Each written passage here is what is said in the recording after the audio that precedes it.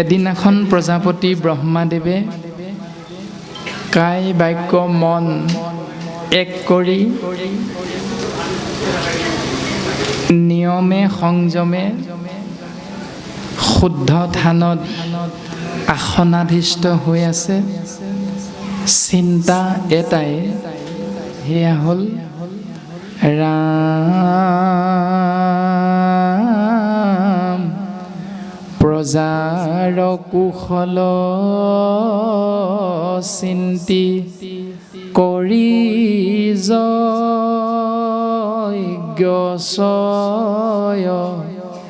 কৃষ্ণৰ চৰণ চিন্তি সেয়া কৃপাময়।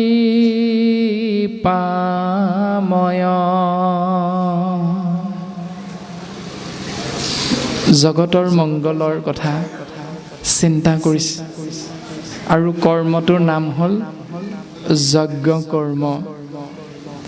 একাদশ স্কন্ধত কৃষ্ণ তত্ত্বৰ দ্বাৰা উদ্ধৱ মহন্তক যজ্ঞৰ জ্ঞান প্ৰদান কৰিছে। মূত চিত্ত দিয়া যিটো কৰৈ কৰ্ম ধৰ্ম, তাৰে নাম যজ্ঞ সখী কৈলো ইটো মৰ্ম। এক দেৱ এক সেউ একত বিনে নাই কেও, এই পৰম সত্যক চিন্তা কৰি জীৱন অতিবাহিত কৰা সেই ব্যৱস্থাটোৰ নামেই হ'ল যজ্ঞ। আৰু প্ৰজাপতি ব্ৰহ্মাদেৱেও সমস্ত ভূততে ভগৱন্ত পুৰুষ ব্যাপ্তমান এই পৰম সত্যক অনুধাৱন কৰি সমস্ত জগতৰ মংগলৰ চিন্তা কৰি এক পৰম ব্ৰহ্ম সত্য বস্তু কৃষ্ণ তত্ত্বৰ চৰণত নিজকে অৰ্পণ কৰিছে। ৰাম পাছে কৃষ্ণ দেৱৰ সেৱক মনোৰম ব্ৰহ্মাৰ তনয় ঋষি নাৰদ উত্তম। ভগৱন্ত কৃষ্ণদেৱৰ একান্ত শুদ্ধ সেৱক ব্ৰহ্মাৰে মানস পুত্ৰ দেৱঋষি নাৰদ জানিবা ক মহামুনি কৃষ্ণৰ মায়াক সেৱা কৰি সন্তোষ কৰিলা বিধাতাক।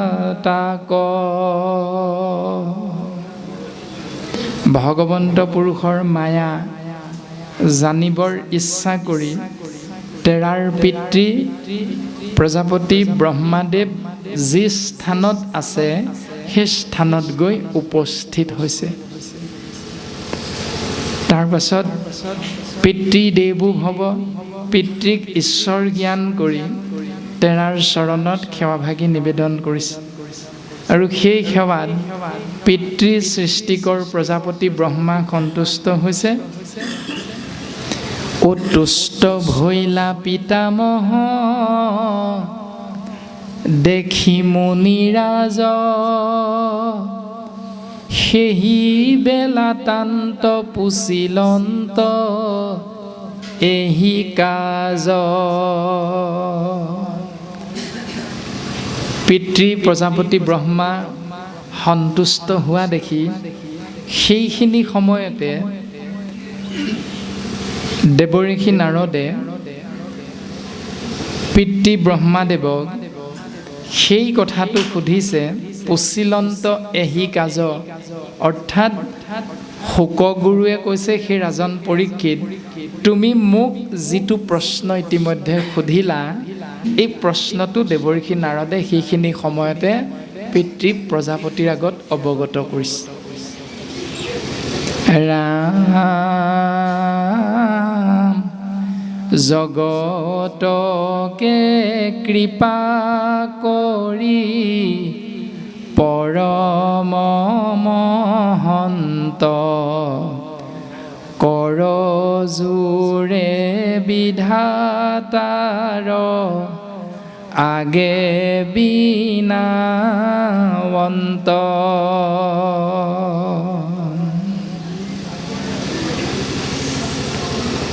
জগত সৃজনকৰ্তা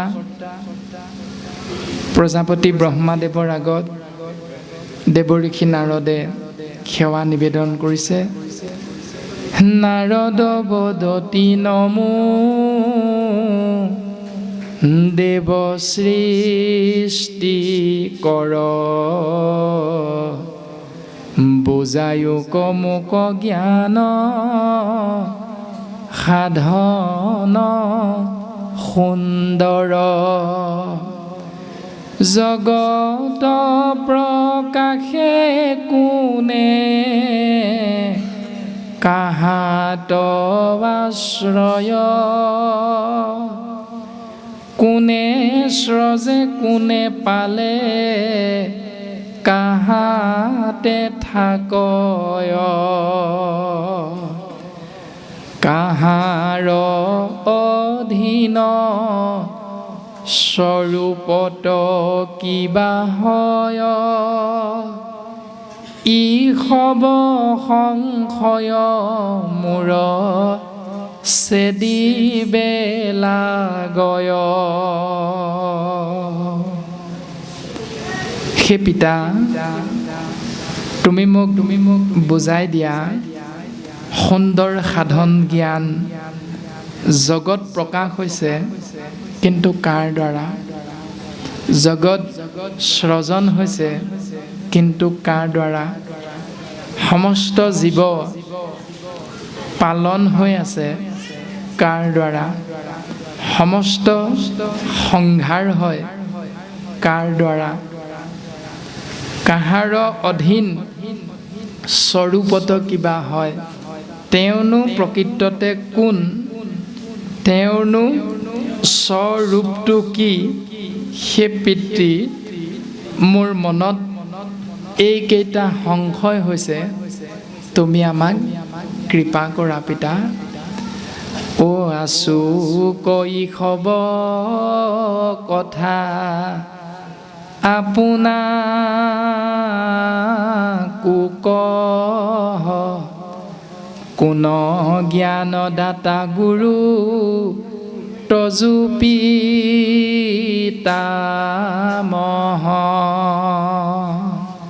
আপোনাক পোনে পোনে মোৰ সুধিব লগা এটা কথা আছে।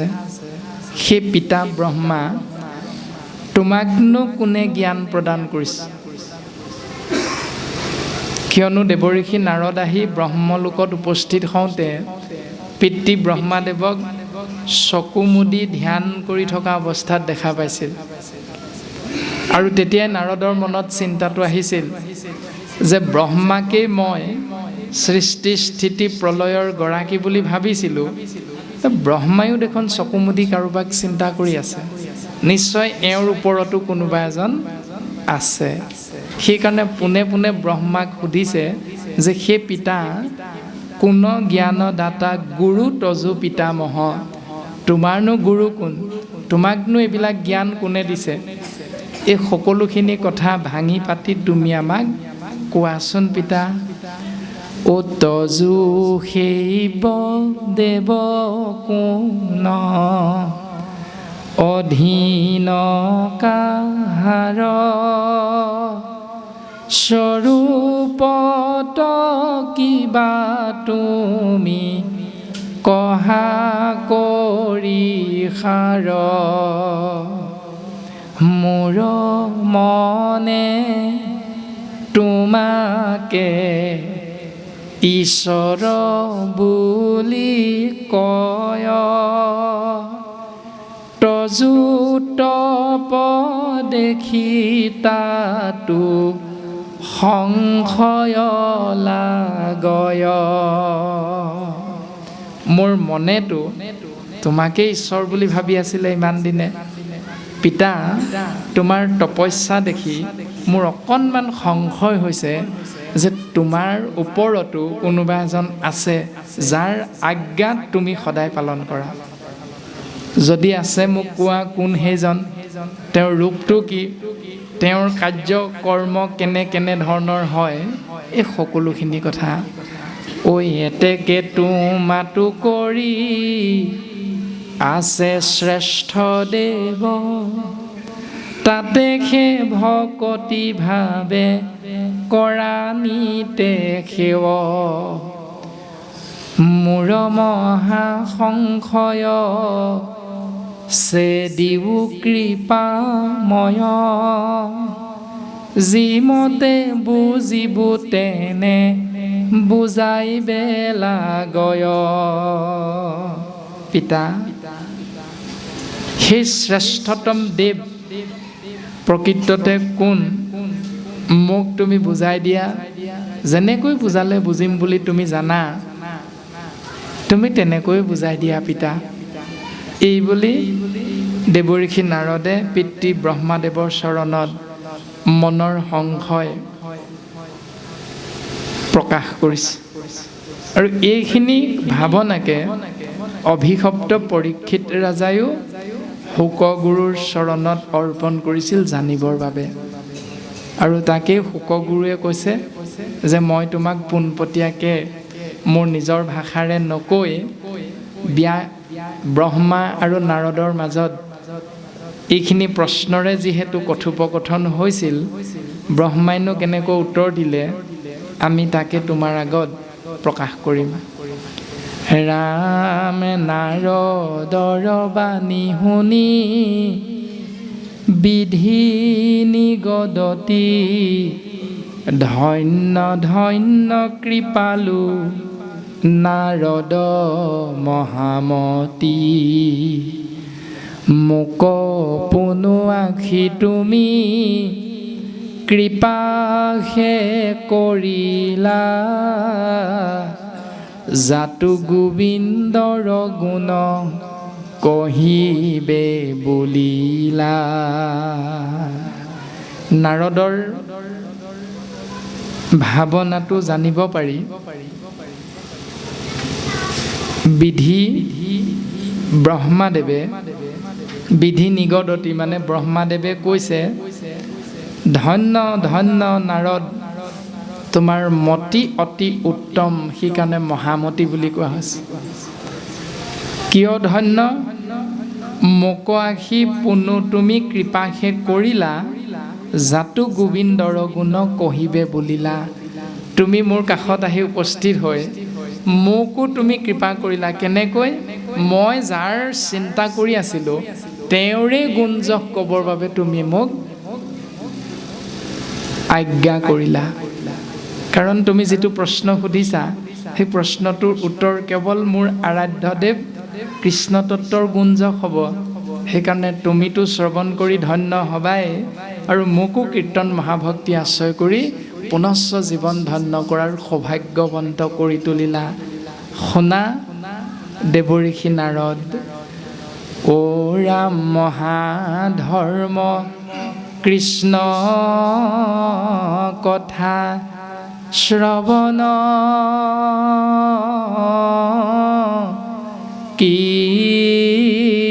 কীৰ্তন, এতেকে বৰ্ণাও শুনা শুয়া এক মন। জীৱৰ মহাধৰ্ম হ'ল কৃষ্ণ কথা শুনা আৰু কৃষ্ণ কথা কোৱা। সেইকাৰণে তোমাৰ আগত বৰ্ণনা কৰিম কৃষ্ণ কথা মহাধৰ্ম, তুমি এক মনে শ্ৰৱণ কৰা। ঐ ঈশ্বৰ বুলি আজিবা মানাহা আমাক, ইউ সাংগে মিছা নহি কয় তজুবাক। বাক মানে বাক্য।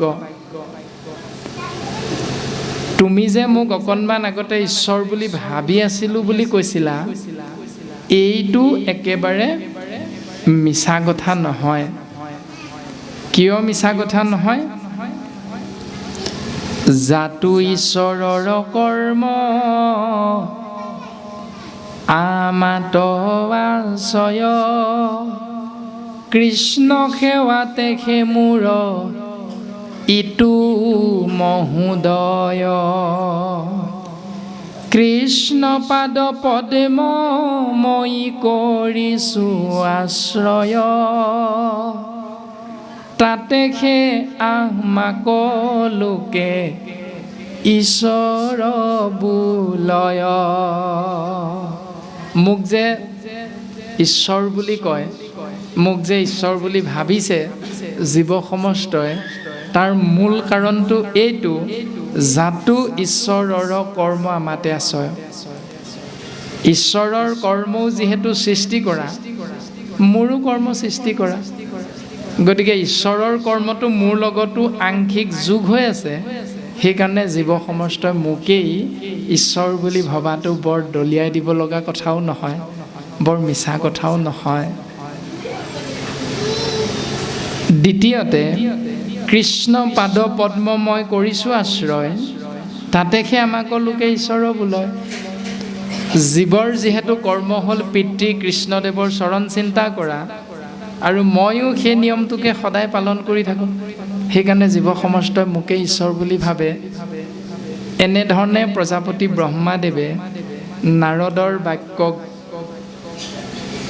প্ৰাধান্যতা দি তেওঁক ঈশ্বৰ বুলি ভবা সেই সংশয়টো দূৰ কৰিবৰ বাবে গুৰুজন বস্তুৱে পদবন্ধে এনেধৰণে সিদ্ধান্ত দিছে। একাদশ স্কন্ধটো উদ্ধৱে সুধিছিল কৃষ্ণক, হে প্ৰভু ঈশ্বৰ কাক বোলে মোক কোৱাচোন। তেতিয়া ভগৱন্ত পুৰুষে উদ্ধৱৰ আগত সিদ্ধান্ত দি, আন ধৰ্ম তেজি ভকতিত তত্ত্বপৰ, জানিবা উদ্ধৱ সখী সেহি সেই ঈশ্বৰ।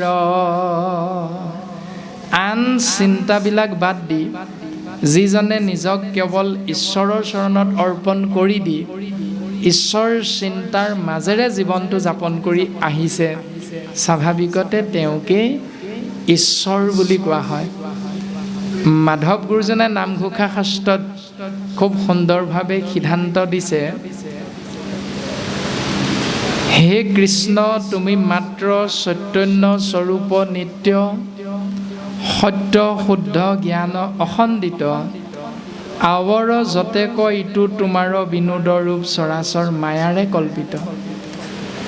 তজু গুণ নাম হৰি কেৱল নিৰ্গুণ মাত্ৰ, আৱৰ সমস্ত গুণময় এতেক জানিয়া হৰি তোমাৰ নামক মাত্ৰ কৰিলোঁ সাৰ কৃপাময়। আমি সকলোৱে এটা কথা বুজি পাওঁ যে নৰে ঈশ্বৰ, মানে মানুহেই ভগৱান। কিন্তু সকলো মানুহ ভগৱানৰ হাৰিলে উত্তৰণ হ'ব নোৱাৰে। শাস্ত্ৰই ক'লে আন তেজি ভকতিত তত্ত্বপৰ, আন চিন্তাৰি মোৰ ধন মোৰ জন, মোৰ ল'ৰা মোৰ ছোৱালী, মোৰ মাটি মোৰ বাৰী মোৰ গাড়ী, মই খুৱাইছোঁ মই পিন্ধাইছোঁ, এই ভাৱনাগীতাক এৰি যিজনে ঈশ্বৰৰ কৃপাতহে যোগ বিয়োগ সংযোগ সকলো হৈছে, সেই ভাবি কেৱল ঈশ্বৰ চিন্তাত নিজকে আগবঢ়াই দিয়া যিজন বাপ যিগৰাকী আই আমি সমাজৰ মাজত দেখা পাওঁ, স্বাভাৱিকতে তেওঁকেই শাস্ত্ৰই ঈশ্বৰ বুলি সিদ্ধান্ত দিছে। আৰু কলিত ভকতেহে হৰি অৱতাৰ, কলিযুগত ভকতেই হ'ল ভগৱন্তৰ ৰূপ। এতিয়া ধুতি পাঞ্জাবী পিন্ধি অহা বিভিন্নজন কৃপালু বা পাই আমাৰ আজি গুৰুগৃহত উপবিষ্ট হৈ আছোঁ, তৎসত্ত্বেও সকলোৰে চৰণ চুই সেৱা কৰাৰ ইচ্ছা কিন্তু আমাৰ হৃদয়ত জাগৃত হোৱা নাই। কোনোবা এজনৰ প্ৰতি, কোনোবা এগৰাকীৰ প্ৰতি আমাৰ ভাৱনাটো আহি যায়, আপোনা আপুনি বাপজনৰ চৰণ চুই সেৱাভাগ কৰিবলৈ পোৱা হ'লে। কিয় আহে সেই ভাৱনাটো? সেইটো শাস্ত্ৰই সিদ্ধান্ত দিছে। যে আনৰ তেজি আন চিন্তাবিলাক এৰি ওপৰতকৈ আহা। মোৰ ধন মোৰ জন মই হ'লো মহাজন, ঐশ্বৰ্য বিভূতি মোৰ আছে। ঐশ্বৰ্য বিভূতি হ'লে পৃথিৱীখনো কিনিব পাৰি, ধৰ্ম কৰ্মকে লৈনো লাগিছে। বোলে বাটচৰা ভাগ মোৰ দ্বাৰাই নিৰ্মাণ কৰি দিয়া হ'ব, যোৱা 50,000 মানহে খৰচ হ'ব, 1.5 লাখ মান টকাহে খৰচ হ'ব, কিন্তু বাটচৰা ভাগ মই নিৰ্মাণ কৰি দিম। ওপৰত কিন্তু লিখি দিব লাগিব মোৰ দেউতাৰ নামটো ডাঙৰ ডাঙৰকৈ, তেতিয়াহে মই বাটচৰা ভাগ বনাই দিম, নিৰ্মাণ কৰি দিম। এনেকুৱা যিটো স্বাৰ্থপৰ দৰ্শন আমাৰ থাকে, তেনেকুৱাজনে নামঘৰ ভাগ বনাই দিলেও তেওঁৰ চৰণ চুই সেৱা কৰাৰ ইচ্ছাও কিন্তু জাগৃত নহয়। নিস্বাৰ্থভাৱে আমি ঈশ্বৰ সেৱা কৰিবলৈ আগবাঢ়িব লাগিব। তেতিয়াহে শাস্ত্ৰই কৈছে ঈশ্বৰ জ্ঞান কৰাৰ সেইজন যোগ্য পাত্ৰ। আৰু বৰ্তমান পদবন্ধে প্ৰকাশ কৰিছে সেই দেৱঋষি নাৰদ, যিহেতু ঈশ্বৰৰ কৰ্ম মোৰ লগত যোগ হৈ আছে। ঈশ্বৰে মোক নিৰ্দেশ দিছিল ব্ৰহ্মা হিচাপে সৃষ্টি কৰিবৰ বাবে, মই সৃষ্টি কৰিছোঁ। সেইকাৰণে জীৱ সমস্তই মোকেই ঈশ্বৰ বুলি ভাবে, এইটো বৰ ভুল কথা নহয়। কিন্তু দেৱঋষি নাৰদ তুমি শুনা, ৰামে মোৰ ইষ্ট দেৱ দেৱ দৈৱ কি তনয়, কৃষ্ণ বিনে সেব্য আন দেৱ নাহি কয়, যাৰ প্ৰকাশিত ইটো সমস্তে জগত, নিমিত্ত মাত্ৰকে মই কৰোঁ বেকত। পুত্ৰ নাৰদ, মোৰ ভজনীয় তত্ত্ব হ'ল, মোৰ উপাস্য তত্ত্ব হ'ল দৈৱকী নন্দন কৃষ্ণ। আৰু সেই কৃষ্ণ বিনে মোৰ সেব্য দেৱ অন্য কোনো নাই। এইখিনিতে আকৌ মনলৈ ভাৱনাটো আহে, ভগৱন্ত পুৰুষে দ্বাপৰ যুগতহে কৃষ্ণৰূপে দৈৱগীত ভৈলা অৱতাৰ। ব্ৰহ্মা আৰু নাৰদৰ মাজত কথোপকথনটো দ্বাপৰ যুগৰ পাছত হ'লেহে ব্ৰহ্মাদেৱে ক'ব পাৰিব যে আগতে যে জন্ম হৈছিল দৈৱকী নন্দন কৃষ্ণ, তেওঁৱে মোৰ উপাস্য তত্ত্ব। কিন্তু আমি সকলোৱে জানো নাৰদ আৰু ব্ৰহ্মাৰ মাজত হোৱা কথোপকথন সত্য যুগৰ। এতিয়া সত্য যুগত আলোচনা হওঁতে দ্বাপৰ যুগত দৈৱকী নন্দন বুলি ব্ৰহ্মাদেৱে কিয় চিনাকি দিলে? দ্বাপৰ যুগলৈ তেওঁ যাব পাৰিল কেনেকৈ? তাৰে দৰ্শন হ'ল পদ্মকল্পত কৃষ্ণ তত্ত্বৰ দ্বাৰা ব্ৰহ্মাদেৱে 4 বেদ 14 শাস্ত্ৰ 18 পুৰাণ সমস্ত জ্ঞান লাভ কৰিছে। সেই জ্ঞানৰ দ্বাৰা দ্বাপৰ যুগত যে ভগৱন্ত পুৰুষে দৈৱকী নন্দন কৃষ্ণ হিচাপে সগুণ সাকাৰ এটা ৰূপ ধাৰণ কৰিব, সেই ৰূপটোৰ কথা দেৱঋষি নাৰদৰ আগত প্ৰকাশ কৰিছে যে কৃষ্ণ বুলি ক'লে আমাৰ প্ৰত্যেকৰে এটা ধাৰণা হয়, কিন্তু আমি দেখুৱাই দিব নোৱাৰোঁ কোনেও। কিন্তু দৈৱকী নন্দন শ্ৰীকৃষ্ণ বুলি ক'লে আমি দেখুৱাই দিব পৰা ৰূপটো আছে। সেইকাৰণে নিৰ্গুণ নিৰাকাৰ কৃষ্ণ তত্ত্বৰ সগুণ সাকাৰ ৰূপ হ'ল শ্ৰীকৃষ্ণ। আৰু ব্ৰহ্মাদেৱে সেইকাৰণে নাৰদৰ আগত কৈছে যে মোৰ উপাস্য তত্ত্বজন নিৰ্গুণ নিৰাকাৰ, নাম হ'ল কৃষ্ণ, কিন্তু তোমাক বুজাই থাকিলেও বুজি নাপাবও পাৰা। সেইকাৰণে মই তোমাক সগুণ সাকাৰ ৰূপটোৰ কথা কওঁ যে দৈৱকীৰ পুত্ৰ শ্ৰীকৃষ্ণই হ'ল মোৰ উপাস্য তত্ত্ব আৰাধ্য দেৱ কৃষ্ণ, নিৰ্গুণ নিৰাকাৰ। এই দৰ্শনটো প্ৰকাশিত হৈছে। ৰাম যাৰ প্ৰকাশিত ইটো সমস্তে জগত, নিমিত্ত মাত্ৰকে মই কৰোঁ বেকত।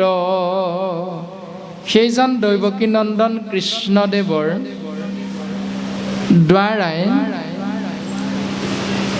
সমস্ত লোকালোক প্ৰকাশমান হৈ আছে আৰু তেওঁৰে আজ্ঞা শিৰোগত কৰি নিমিত্ত মাত্ৰ মই সৃজন কৰিছোঁ। অৰ্থাৎ ব্ৰহ্মাদেৱে এই কথাটো প্ৰকাশ কৰিব বিচাৰিছে যে ক্ষিতি অপ মৰুত ব্যোম তেজ পঞ্চভূতেৰে বিশ্ব ব্ৰহ্মাণ্ডখন গঠিত। পঞ্চভূতেৰে আমাৰ হৰিৰূপী ব্ৰহ্মাণ্ডখনো গঠিত। এই পঞ্চভূত কোনে সৃষ্টি কৰিলে? কৃষ্ণ তত্ত্বই। মাটি সৃষ্টি কৰিছে কৃষ্ণই, পানী সৃষ্টি কৰিছে কৃষ্ণ তত্ত্বই, বায়ু সৃষ্টি কৰিছে কৃষ্ণ তত্ত্বই, মাটি পানী বায়ু অগ্নি আকাশ এই পঞ্চভূত কৃষ্ণ তত্ত্বই সৃষ্টি কৰিছে। সৃষ্টি কৰি সেই পঞ্চভূত ব্ৰহ্মাদেৱক সমজাই দিলে যে এই পঞ্চভূত তুমি লোৱা, ইয়াক ব্যৱহাৰ কৰি, ইয়াক আশ্ৰয় কৰি তুমি এতিয়া জীৱক সৃষ্টি কৰা। সেইকাৰণে ব্ৰহ্মাদেৱে কৈছে নিমিত্ত মাত্ৰকে মই কৰোঁ বেকত। মই তেওঁৰ আজ্ঞা পালন কৰি তেওঁৰ দ্বাৰা মোক দিয়া সেই বস্তুক আশ্ৰয় কৰিহে পাছৰ কাৰ্যসূচী মই পালন কৰি আছোঁ। মই বায়ুক সৃষ্টি নাই কৰা, মাটি মোৰ দ্বাৰা সৃষ্টি নাই হোৱা, অগ্নিতত্ত্ব মোৰ দ্বাৰা সৃষ্টি নাই হোৱা, বায়ুতত্ত্ব মোৰ দ্বাৰা সৃষ্টি নাই হোৱা। এই পঞ্চভূত ভগৱন্ত কৃষ্ণৰ দ্বাৰা সৃষ্টি হৈছে। তেওঁ মোক এইবিলাক সাৰথি হিচাপে দিছে আৰু ইয়াক সাৰথি কৰি মই তেওঁৰ আজ্ঞা শিৰোগত কৰি তেওঁৰ কৃপাধন্য হৈ মই পাছৰ কাৰ্যসূচী সৃষ্টি সুন্দৰভাৱে কৰি আছোঁ। এই দৰ্শনটো ৰাম নমো নমো হেন ভগৱন্ত বাসুদেৱ কায় বাক্য মনে টান পাৱে কৰোঁ সেৱ ও যাহাৰ আগত মায়া ৰৈবে নপাৰিয়া লাজে ভয়ে দূৰ হুয়া থাকে আন্তৰিয়া। সেইজন ভগৱন্ত বাসুদেৱৰ চৰণত আমি সেৱা নিবেদন কৰিছোঁ, যাৰ আগত মায়া ৰৈ থাকিব নোৱাৰে, তিষ্ঠিব নোৱাৰি, লাজে ভয়ে আঁতৰি থাকিবলৈ বাধ্য হৈ যায়। প্ৰমাণ হিচাপে দিছে আপোনাসৱৰ ইয়াত এই বৰ্ষত শ্ৰী শ্ৰী কৃষ্ণ ৰাসলীলা সম্পাদন নকৰি আপোনাসৱে তাৰ পৰিৱৰ্তে তেওঁৰে নিৰ্গুণ নাম কল্পতৰু পুৰাণৰ সূৰ্য মহাভাগৱত পাঠ আৰু পৰ্যালোচনাই মহান কাৰ্যসূচীভাগী আয়োজন কৰিছে। শ্ৰী শ্ৰী কৃষ্ণ ৰাসলীলা উদযাপন কৰোঁতে আপোনাসৱ সমস্তজনাই দেখিছেই যে ভগৱন্ত পুৰুষৰ জন্ম হৈছে মথুৰা নগৰত, কংসৰ কাৰাগাৰত, অন্ধকাৰ ৰাতি বসুদেৱৰ ঔৰসত দৈৱকীৰ গৰ্ভত। আৰু সেই মুহূৰ্ততে মায়াৰো জন্ম হৈছে ক'ত? যমুনা নদীৰ সিপাৰে নন্দ আৰু যশোদাৰ গৃহত। আৰু যেতিয়া আকাশবাণী শুনি বসুদেৱে কৃষ্ণ তত্ত্বক লৈ যমুনা নদী পাৰ হৈ গোকুলত উপস্থিত হৈছে, তেতিয়া তৎক্ষণাৎ মায়া গোকুলৰ পৰা আহি মথুৰাত প্ৰৱেশ কৰিব লগা হৈছে। তাৰমানে য'ত কৃষ্ণ তত্ত্ব থাকে ত'ত মায়া তত্ত্ব নাথাকে, য'ত মায়া তত্ত্ব থাকিব ত'ত কৃষ্ণ তত্ত্ব আহি মায়াক অগাভেটা কৰি নাথাকে। এই দৰ্শন প্ৰকাশিত হৈছে, যাহাৰ আগত মায়া ৰৈবে নপাৰিয়া, লাজে ভয়ে দূৰ হুয়া থাকে আন্তৰিয়া। এতিয়া আজি এই গুৰুগৃহত কৃষ্ণস্তু ভগৱন্তৰ নাম মহাভাগৱত, নাম অমৃত শ্ৰৱণ কীৰ্তন মহাভক্তি হৈ আছে। ইয়াত মায়া নাই। ইয়াত মায়া নাই। কিন্তু প্ৰথম মায়া অকণমান আহিছিল। বিভিন্ন ধৰণৰ কথোপকথন আইসকলে কৰি আছিল নামঘৰৰ বাহিৰত চকীত যিসকলে বহি আছে, কিন্তু আমি সেৱা নিবেদন কৰা হৈছে আৰু সেই সেৱাক মান্যতা প্ৰদান কৰি বাপাইসকলে সুন্দৰভাৱে কথাৰ গাম্ভীৰ্যতা উপলব্ধি কৰি হৃদয়ংগম কৰি যে ভগৱন্ত কৃষ্ণস্তু নাম অমৃত কেনেধৰণে আমি পান কৰিলে জীৱৰ মংগল হ'ব, তাক আশ্ৰয় কৰিবলৈ আমি প্ৰত্যেকেই সাৱধান।